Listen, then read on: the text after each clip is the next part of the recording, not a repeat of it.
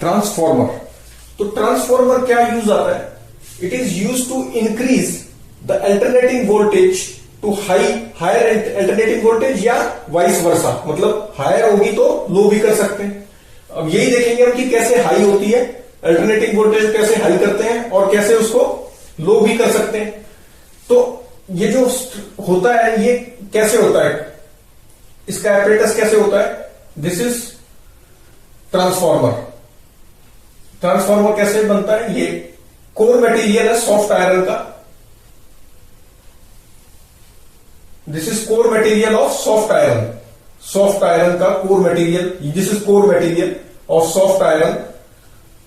और यहां पर क्या होता है कि ये ऐसे इंडक्टर हो गया, ऐसे व्रैप होता है इस पर वायर, कॉइल जो है ना ऐसे व्रैप होती है, ऐसे ऐसे ऐसे ऐसे ऐसे और फिर ये ऐसे। और यहां पे ये होता है एसी सोर्स। क्या होता है? AC source. ये मान लो ये प्राइमरी पार्ट, प्राइमरी कॉइल है, this is primary and this is, यहां पे सेकेंडरी कॉइल बना देते हैं। सेकेंडरी कॉइल कैसे बनाएंगे? ऐसे,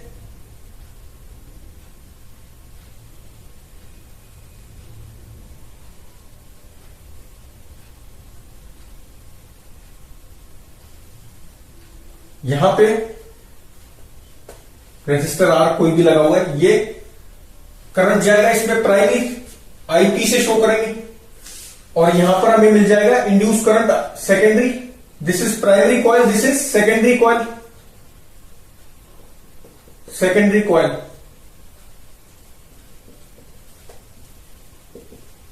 आई एस से डिनोट कर देते हैं। इसमें टर्न्स है, मान लो कितने टर्न्स हैं? एन पी टर्न्स और इसमें एनएस टर्न्स, ये ऐसे है। अच्छा तो ऐसे ये लगा हुआ है और ये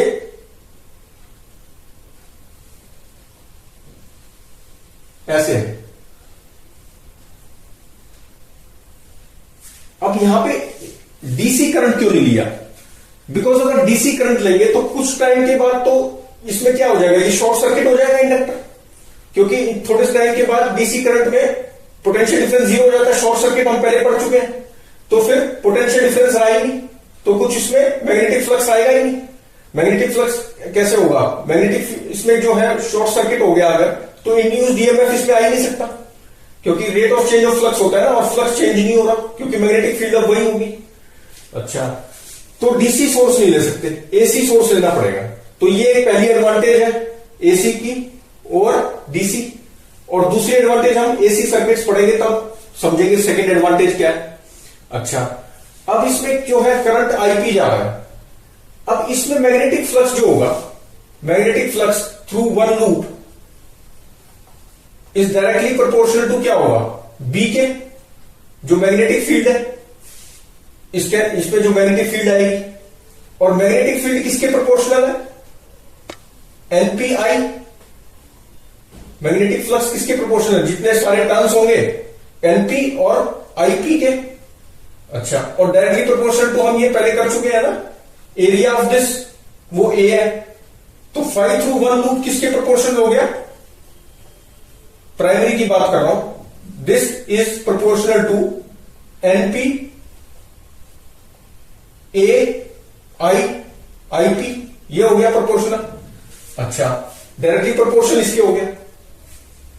अब 5 थ्रू एन लूप्स कितना हो जाएगा? This is proportional to NP A IP और इनटू में एनपी हो जाएगा, ये हो गया प्रोपोर्शनल। अच्छा, तो यहां से हमारा इंड्यूस्ड ईएमएफ कितना आ जाएगा? E induced is equal to, is directly proportional to क्या हो जाएगा? D phi by D t, total flux loops upon d t. तो ये कितना आ गया? डायरेक्टली प्रोपोर्शनल तो हम लिख सकते हैं, इसको डिफरेंशिएट करके कितना आ जाएगा? एन स्क्वायर पी है, ये तो ए है, आई पी है, और ये कितना हो गया? D I P, sorry D I P by D T हो जाएगा ना, D I P by D T. अच्छा, इंड्यूस्ड ईएमएफ ये आ गया। इसका इंड्यूस्ड ईएमएफ कितना, अब इसमें जो मैग्नेटिक फील्ड आएगी ये ऐसे जाएगी, मैग्नेटिक फील्ड ऐसे मैग्नेटिक फील्ड होगी, इसमें भी अब म्यूचुअल इंडक्टेंस की वजह से होगा, इसमें भी मैग्नेटिक फ्लक्स आएगा। कितना आएगा? Flux in secondary coil 1 loop की अगर बात करें तो कितना होगा? Is directly proportional to magnetic field B, जो ये वाली है वही बी है, और ये किसके प्रोपोर्शनल है? एनपी आईपी के, एनपी इंटू आईपी, और directly proportional to area A, ये वाला area of cross section A, ये भी सेम है, area of cross section A. तो ये आ गया। तो flux in secondary in 1 loop कितना हुआ? डायरेक्टली प्रोपोर्शनल टू एनपी ए और आईपी। तो ये देखो फ्लक्स तो सेम ही आ रहा है 1 लूप में, दोनों के क्या है? सेम, एक लूप में फ्लक्स सेम है, लेकिन एन लूप्स में अलग हो जाएगा। यहां पे कितना हो गया? एन लूप्स में अगर बात करें तो is directly proportional to NP A IP into number of turns. कितने हो जाएंगे? एनएस, तो 5, और इसको क्या लिख सकते हैं? अब ये एन लूप्स में अलग हो गया, तो D flux D phi by D T N loops में, ये क्या हो जाएगा? इंड्यूस्ड ईएमएफ इंड्यूस्ड, अब डायरेक्टली प्रोपोर्शनल टू दिस हो जाएगा। अच्छा, तो ईएमएफ इंड्यूस कितना आ गया? इसको डिफरेंशिएट कर दो, बस इतना ही करना है। एनपी इंटू एनएस ए और D I P by D T. Dividing 1/2 अगर करें, this is 1 and this is 2, dividing 1/2 we get E induce, इसको प्राइमरी लिख दो और इसको सेकेंडरी लिख दो। तो ई प्राइमरी ऐसे लिख देता हूं, E primary upon E secondary is equal to this upon this, तो एनपी अपॉन एनएस आ जाएगा, बाकी सब कैंसिल हो जाएगा। तो this is EP by ES is NP by NS, number of primary turns upon number of secondary turns, ये आ गया। अच्छा क्या फॉर्मूला आ गया? This is very important formula, NP by NS. अब वीपी मान लो 200 वोल्ट दे रखा है, इसको वीपी से भी डिनोट कर सकते हैं, और हम ऐसे भी लिख देते हैं इसको, VP by VS is equal to NP by NS. अच्छा, अब सपोज एन वीपी जो है कितना दे रखा है? 200 वोल्ट दे दिया। एक्चुअली ये क्या है? एसी है ना, ये एसी सोर्स है, एसी वोल्टेज है, ये अल्टरनेटिंग वोल्टेज है, ये भी लिख दिया अल्टरनेटिंग वोल्टेज। तो बेसिकली ये क्या होगा कि voltage is equal to 200 sine omega T plus phi naught, इस फॉर्म में होगी। तो मैंने इसका ये वाला पार्ट लिया है, मैक्सिमम वाला। अच्छा, तो ये वाला पार्ट लिया मैंने, और इस पे टर्न्स थे, मान लो एनपी कितना था? 10 टर्न्स थे, और टर्न्स सेकेंडरी कॉइल के कितने थे? 1000 थे। ठीक, ये चीज थी। तो अब मैं क्या निकाल लेता हूं? वोल्टेज, सेकेंडरी वोल्टेज अगर निकालूं तो कितनी आएगी? ईपी, ये तो हो गया 200 अपॉन में VP VS is equal to 10 upon 1000। तो दिस इंप्लाइज दैट वीएस को मैं उधर ले गया, तो वीएस इज इक्वल टू कितना आ जाएगा? 200 इंटू 1000 बाय 10। तो बेसिकली ये क्या हुआ? दिस इज एनएस ना, और ये एनपी हुआ, तो एनएस बाय एनपी, तो ये कितना आ गया? 1 0 कैंसिल होगी, तो ये 20,000 आ गया, 20,000 वोल्ट। तो यहां से क्या देखा हमने? अगर एनएस ग्रेटर देन करते हैं हम एनपी से, तो हमारी जो आउटपुट वोल्टेज है जो मिलेगी, वी आउटपुट भी बोलते हैं इसको, सेकेंडरी जो वोल्टेज मिलती है उसको क्या बोलते हैं? वीएस को हम वी आउटपुट भी बोल देते हैं, वीओ से डिनोट करते हैं, और वी प्राइमरी को क्या बोल देते हैं? वी इनपुट, क्योंकि ये इनपुट वोल्टेज है हमने दी है। तो अगर if NS is greater than NP, then we get output voltage magnified, मतलब ज्यादा हो जाती है। ये कितने टाइम्स ज्यादा होगी? 100 टाइम्स ज्यादा होगी ना। ये 200 था और ये कितना है? 20,000, तो 100 टाइम्स बढ़ गई आउटपुट वोल्टेज। तो जब वोल्टेज 100 टाइम्स बढ़ जाती है, और कैसे बढ़ती है? जब हम एनएस ग्रेटर देन एनपी ले लेते हैं, तो फिर ये आउटपुट वोल्टेज जो है वो बढ़ जाती है इनपुट वोल्टेज से, और इस ट्रांसफार्मर को फिर हम क्या बोलते हैं, स्टेप अप ट्रांसफार्मर। इसको बोल देते हैं स्टेप अप ट्रांसफार्मर। वोल्टेज बढ़ गई ना, तो इसको क्या बोलते हैं, step up transformer. If NS अगर मैं कम ले लूं एनपी से, तो क्या हो जाएगा, स्टेप डाउन ट्रांसफार्मर हो जाएगा। Step down transformer, it becomes step down transformer. क्यों, क्योंकि अगर ये फिर ये क्या हो जाएगा, 200 से कम आएगा। स्टेप डाउन क्यों है, क्योंकि इसमें फिर वी आउटपुट जो है वो लेस देन वी इनपुट हो जाएगी, या वी सेकेंडरी जो है लेस देन वी प्राइमरी हो जाएगी। आउटपुट वोल्टेज कम कब होगी, जब NS number of turns in secondary हम कम ले लेंगे। किससे, number of turns in primary coil. तो प्राइमरी कॉइल में कम ले लेंगे टर्न्स अगर सेकेंडरी से, तो ये स्टेप डाउन ट्रांसफार्मर बन गया। अच्छा, अब अगर बात करें हम पावर की, तो पावर क्या होती है, पावर इसमें कैसे मिलेगी। पावर इनपुट की बात करें तो NP NS voltage input into current I input, यही होगा। पी आउटपुट कितना होगा, V output into current output, V I into I O. इस क्वेश्चन में कुछ नहीं गिवन तो हम P input equal to P output लेते हैं, but it's a weak result. Weak result क्यों बोलते हैं, बिकॉज ये जो कोर है इसमें कुछ ना कुछ हीट चली जाती है, तो इसलिए P इनपुट हमेशा P आउटपुट से ज्यादा होता है। तो क्वेश्चन में कई बार दे देते हैं कि P आउटपुट जो पावर है वो 80% ऑफ दी या 98% ऑफ दी इनपुट वोल्टेज है, इनपुट पावर है। तो उसमें हम फिर P आउटपुट कितना ले लेंगे, 98/100 इंटू P इनपुट। तो अगर कुछ नहीं गिवन है तो P इनपुट हम क्या ले लेते हैं, P आउटपुट के। तो P इनपुट कितना हो गया, V इन या V प्राइमरी है ये, तो V अगर इनको क्या लिखूं, V प्राइमरी और I primary is equal to क्या हो गया, V output into I output. तो VP बाई V, अभी हमने एक रिजल्ट निकाला, वो क्या था, VP बाई V आउटपुट या सेकेंडरी इज इक्वल टू क्या होता है, NP बाई NS, ये होता है। तो यहां से अगर हम देखें VP, अगर P ले रहे हैं तो ये सेकेंडरी लो इसको, तो VP by VS is equal to कितना हो गया, IS बाई IP, और VP बाई VS कितना होता है, NP बाई NS। तो this implies that IS upon IP is equal to NP by NS।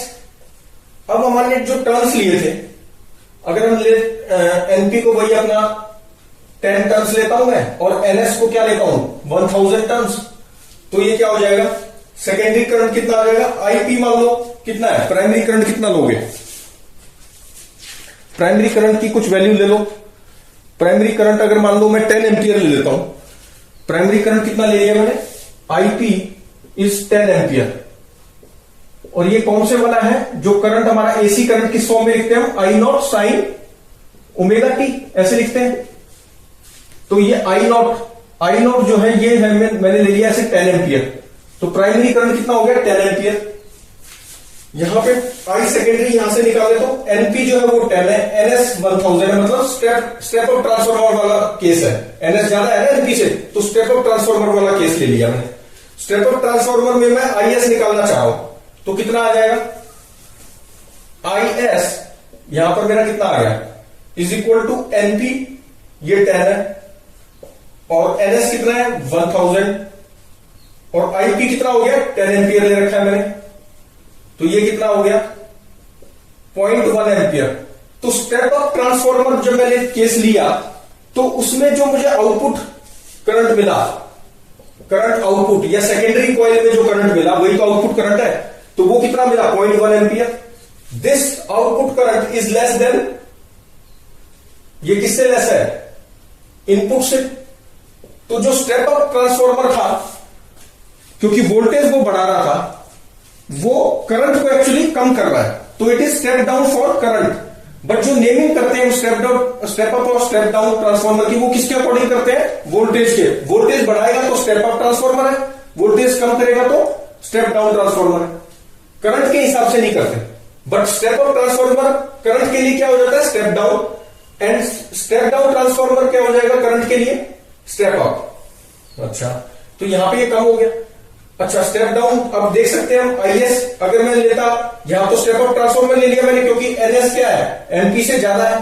अगर मैं उल्टा कर देता, एनपी ग्रेटर लेता एनएस से, तो फिर मेरा आईएस कितना आता, ये ग्रेटर हो जाता फिर मेरा, देन आईएस ग्रेटर हो जाता आईपी से। कब होता, in step down transformer. Step down में क्या होता है, NP is less than NS. तो एनपी क्या होता है, सॉरी एनपी ग्रेटर देन हो जाता है ना एनएस से, तो फिर ये सेकेंडरी करंट जो है आईपी से बड़ा आ जाता है। तो ये अब कहां पे यूज किया जाता है, अब सवाल ये आता है कि ये कौन सी जगह हम कौन सा यूज करेंगे। तो स्टेप अप ट्रांसफॉर्मर्स हम यूज करते हैं जहां इलेक्ट्रिसिटी प्रोड्यूस होती है, जैसे मान लो पहाड़ों में होती है, हिमाचल प्रदेश में होती है, तो वहां पर हम कौन सा यूज करते हैं, स्टेप अप ट्रांसफॉर्मर। ऐसा क्यों, क्योंकि स्टेप अप ट्रांसफॉर्मर में क्या होता है कि स्टेप अप ट्रांसफॉर्मर में वोल्टेज बढ़ जाती है और करंट कम होता है, और क्योंकि वहां से हमें घरों तक पहुंचाना होता है, तो लेंथ ऑफ वायर मान लो 600 किलोमीटर है, तो इसमें हीट लॉस कम आएगा बिकॉज ऑफ लेस रेजिस्टेंस।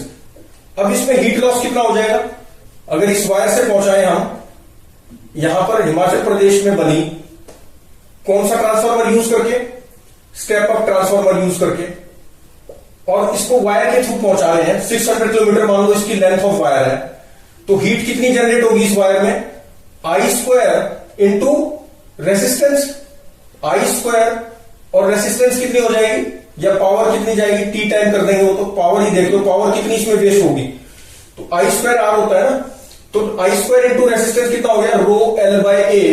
अब एल बहुत ज्यादा है तो रेसिस्टेंस तो बहुत ज्यादा ही रहेगी, लेकिन अगर करंट कम हो तो फिर ये लॉस जो है इसको ट्रांसमिशन लॉसेस बोलते हैं। ट्रांसमिशन लॉसेस, जो ट्रांसमिशन के दौरान लॉस होते हैं उसको क्या बोलते हैं, ट्रांसमिशन लॉस। तो वो हम चाहते हैं कम हो, क्योंकि वेस्ट हो जाती है वो तो एनर्जी पे। तो ट्रांसमिशन लॉस, ट्रांसमिशन कम करने के लिए हमें स्टेप अप ट्रांसफार्मर, जहां पे इलेक्ट्रिसिटी प्रोड्यूस हुई है वहां पे स्टेप अप ट्रांसफार्मर करते हैं, वहां पे वोल्टेज हाई हो जाती है और करंट लो मिलता है। तो करंट अगर लो है तो ये ट्रांसमिशन लॉसेस फिर कम आते हैं, और जब वो इलेक्ट्रिसिटी घरों के पास पहुंच जाती है वहां पर हम यूज करते हैं स्टेप डाउन ट्रांसफार्मर।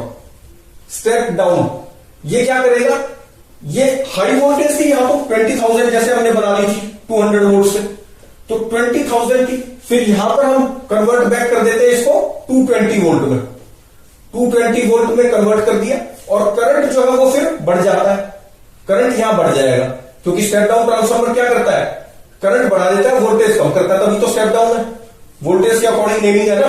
तो यहां पे करंट बढ़ जाता है और 220 और वोल्टेज कम हो जाती है, which is suitable for household use. तो step down transformer is used near our houses and step up transformer is used where the electricity is produced in hilly areas, बोल सकते हैं, जैसे हिमाचल प्रदेश पहाड़ों पे बनाते हैं, तो इस तरह से हम इनको यूज करते हैं। तो this is all about transformers.